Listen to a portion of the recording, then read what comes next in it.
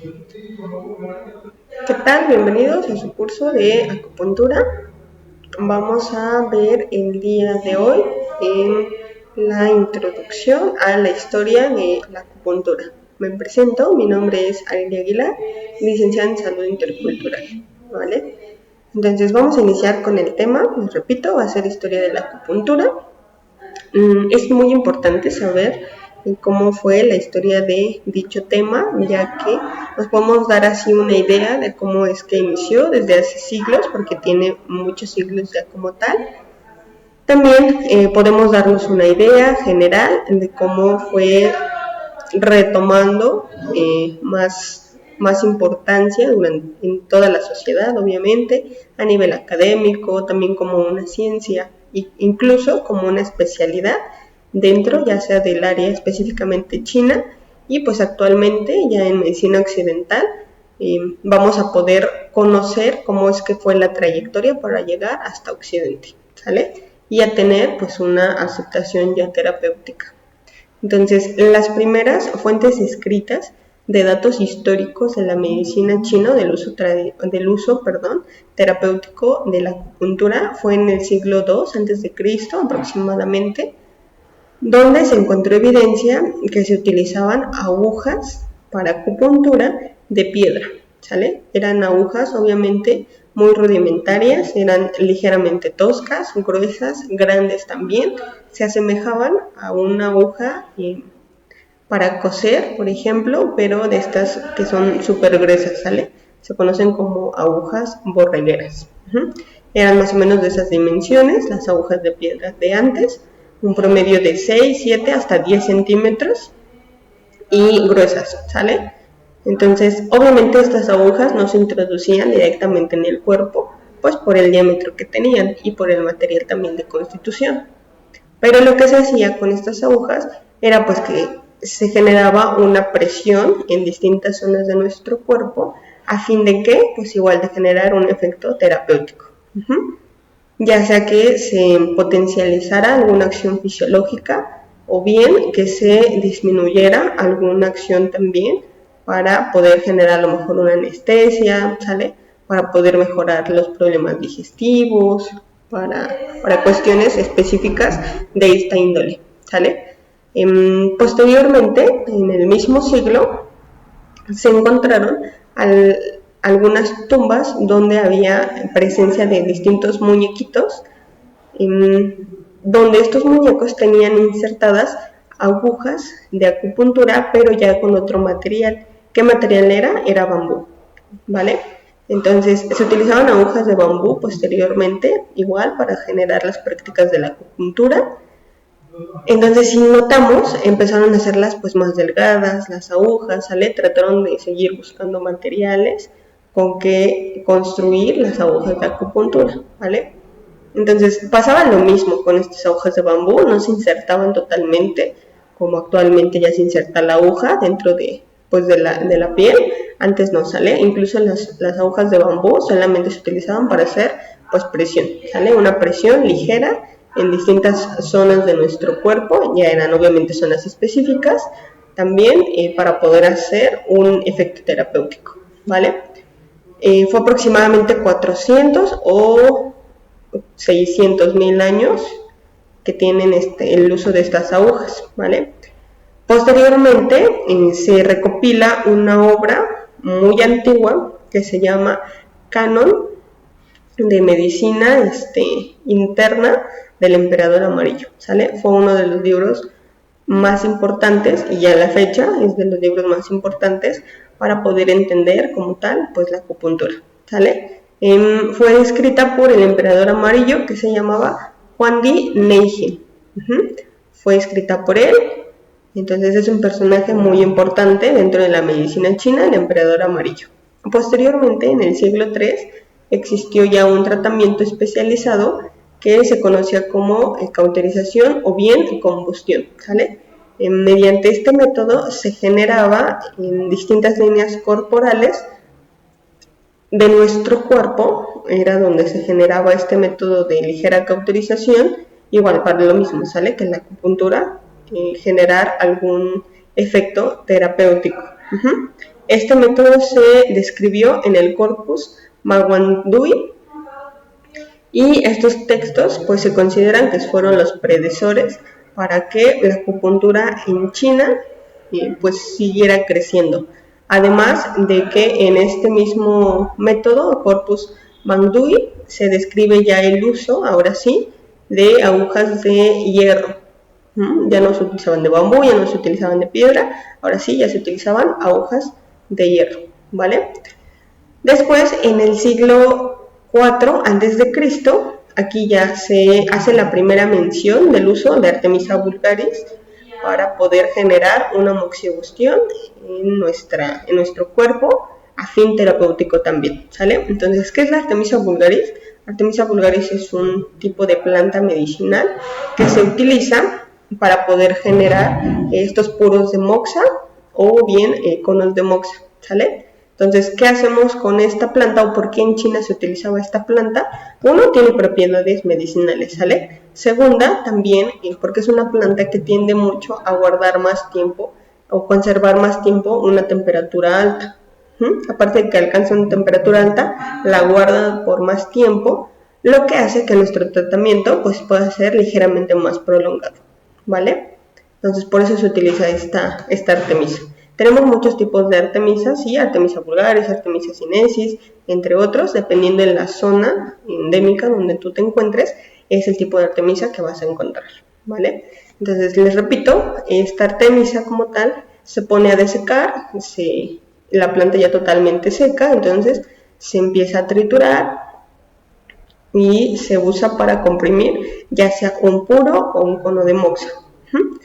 Y mediante esto, pues ya sea que se haga directamente la terapia directamente cerca de nuestro cuerpo, a fin de generar una cicatriz o no, ¿sale? O la otra es que se pone el cono de moxa, se coloca en la parte más distal de nuestra aguja, y ahí se prende y ya empiezas a transmitir ¿qué? Calor de forma interna de nuestro cuerpo, ¿sale? Esa va a ser una parte importante de la moxibustión. ¿Por qué se utilizaba moxibustión? Porque en medicina china recordemos que se basa mucho de acuerdo a los factores climáticos, ¿sale? Factores climáticos, factores emocionales también. No ve la medicina china solamente el cuerpo, ¿sale? Si no vemos mente, vemos espíritu también, entonces se complementa todo esto. Entonces la medicina china creía que los factores patógenos, por ejemplo el viento, el frío, generaban en exceso un estado patológico, o sea, una enfermedad. Entonces, ¿qué pasaba si tú tenías un viento externo que ingresaba a tu cuerpo o un frío que ingresaba a tu cuerpo? Pues con la moxibustión se decía que se ayudaba a sacar este frío, este viento, o bien metíamos calor a fin de que se equilibrara el cuerpo y llegara ¿a qué? A un estado homeostático, ¿vale? Entonces así fue como empezó a surgir el uso de la moxibustión. Posteriormente, ya en el siglo XXI a.C., hubo un personaje muy importante que se llama Fou Hi, que fue un cazador.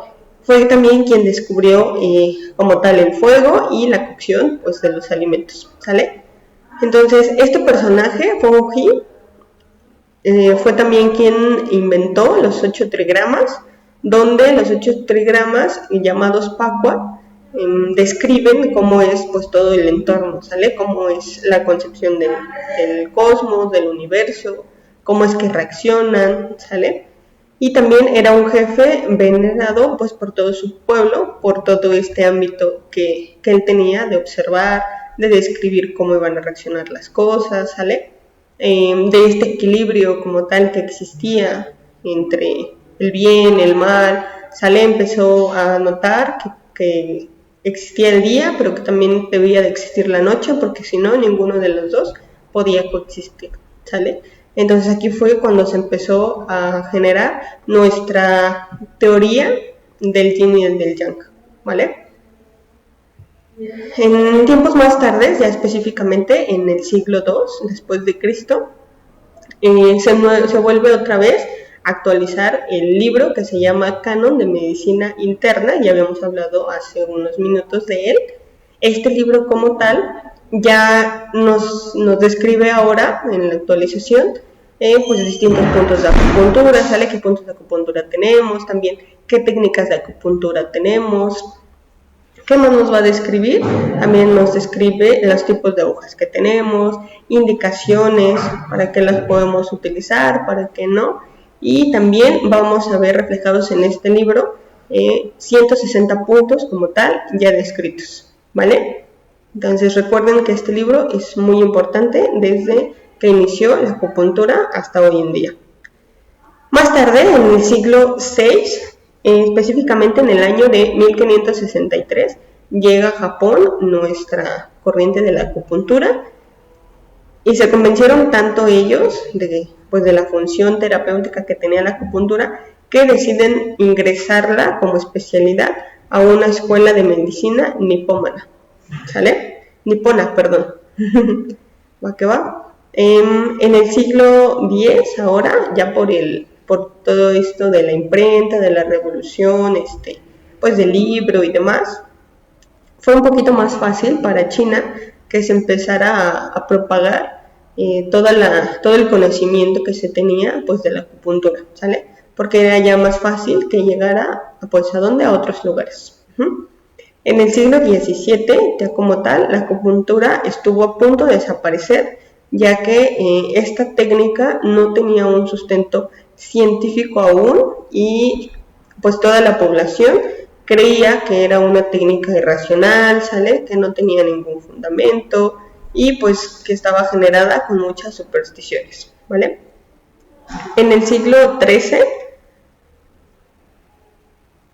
en el siglo XIII como tal, el canon de medicina interna ¿de quién? De nuestro emperador amarillo nuevamente, se divide en dos partes, ¿sale? El canon de preguntas y el eje de fuerza estructural, ¿sale? Entonces, aquí igual podemos encontrar mucha descripción acerca de dudas, principalmente dudas que se tienen sobre la acupuntura, sobre funciones, sobre patologías y demás.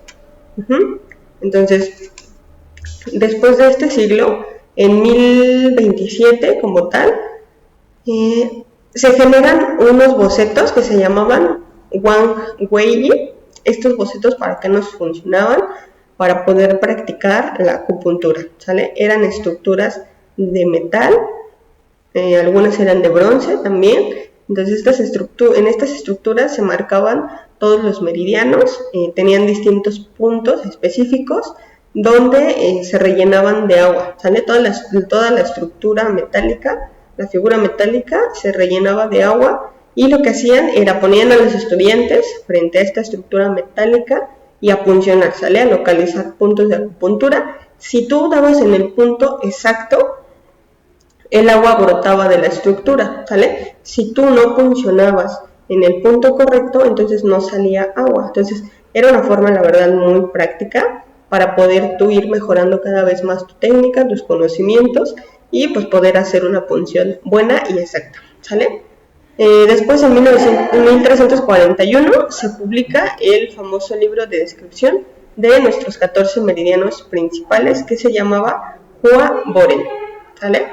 Entonces, si vemos, poco a poco, pues se iban escribiendo más libros, ¿sale? Más tarde, en 1601, se crea la obra de tratamiento de Akumoxa del personaje Yang Hishou, ¿sale? Entonces, aquí se presenta como tal la teoría de la medicina china global. También se describen distintos puntos y meridianos de una forma pues más coherente, ¿sale? Más científica, por así mencionarlo, pues hasta la fecha, ¿sale? En 1567, ya en Europa, por primera vez, se utiliza la punción con agujas de acupuntura. Más tarde, en 1682, un personaje que se llama Andreas Kleyer presentó la primera descripción teórica en 1682 con la obra de Espécimen de Medicina Sinicae.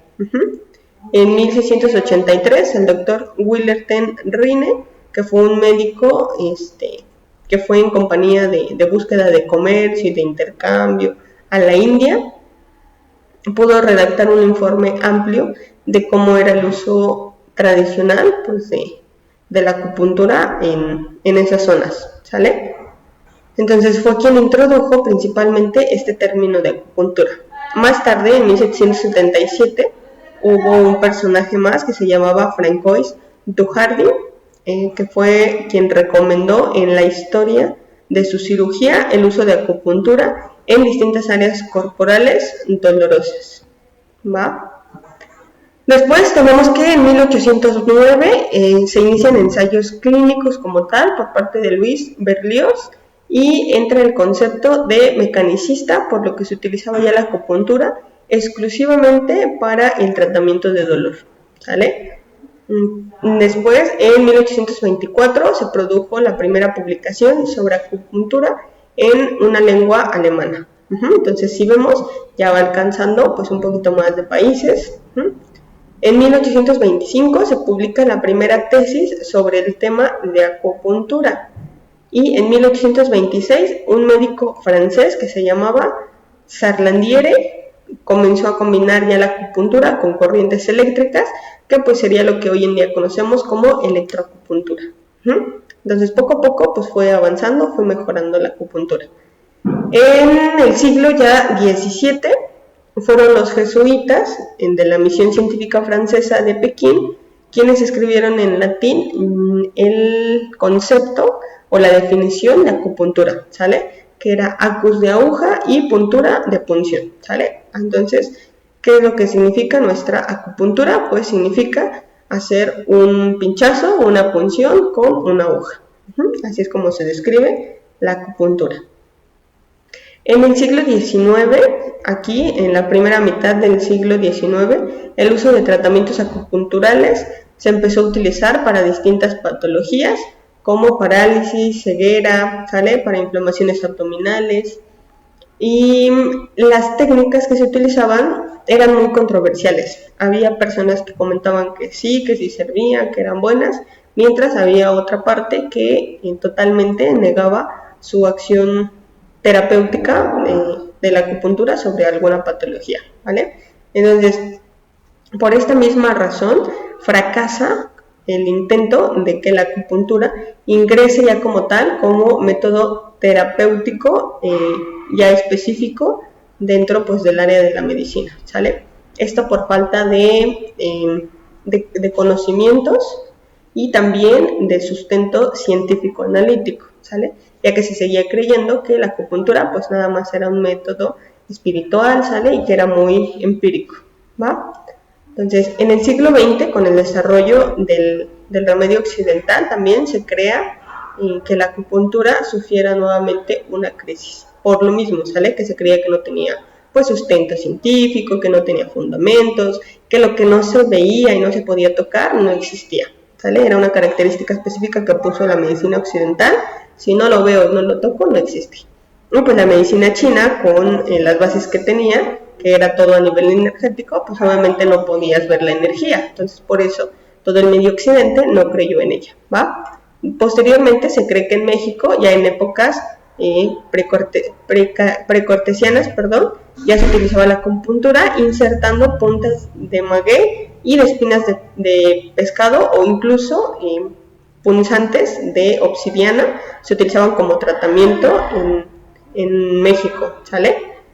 Entonces, estas agujas eran, pues sí, obviamente terapéuticas y se empezaron a introducir, les digo, por también el método de comercio, ¿sale? Por todo este intercambio de comercio, fluyó algún intercambio de conocimientos también. Más tarde, aproximadamente en 1931, por un personaje que se llama Soulier de Moral, fue quien en Francia propició un giro cuando, después de haber estudiado 30 años en China, transmitió por primera vez los elementos esenciales de las bases teóricas y que más una representación rudimentaria de la fisiología y del diagnóstico chino, ¿sale? Entonces este es un personaje súper importante pues para la medicina china, ¿sale? Principalmente para la acupuntura. Los reflexólogos también con orientaciones occidentales poco a poco empezaron a introducir también el uso de la acupuntura y pues empezó a generar también un poquito más de sustento científico, ¿vale? En 1949, con la ayuda del gobierno chino en la acupuntura, se consigue progresar exponencialmente en enseñanzas, investigación y en divulgación. Y el gobierno entonces empieza a ofrecer becas anuales a las personas extranjeras que quieran como tal aprender pues acupuntura en China. Entonces poco a poco empezó a crecer un poquito más. Más tarde, en 1979, la Organización Mundial de la Salud, la OMS como tal, ya mostró el apoyo hacia esta milenaria pues técnica. Ya empezó a confiar en su efecto terapéutico y ya como tal se aprobó, ¿sale? La OMS fijó estándares de puntos acupunturales con el fin de homogeneizar y potencializar la técnica china, ¿sale? Entonces, la OMS propuso un tratamiento de más de 101 enfermedades para poder tratarse con la medicina china, ¿sale? Obviamente estas enfermedades ya se comprobaron que con la medicina china sí pueden tener una resolución o un control. Entonces, esa sería nuestra introducción, ¿sale?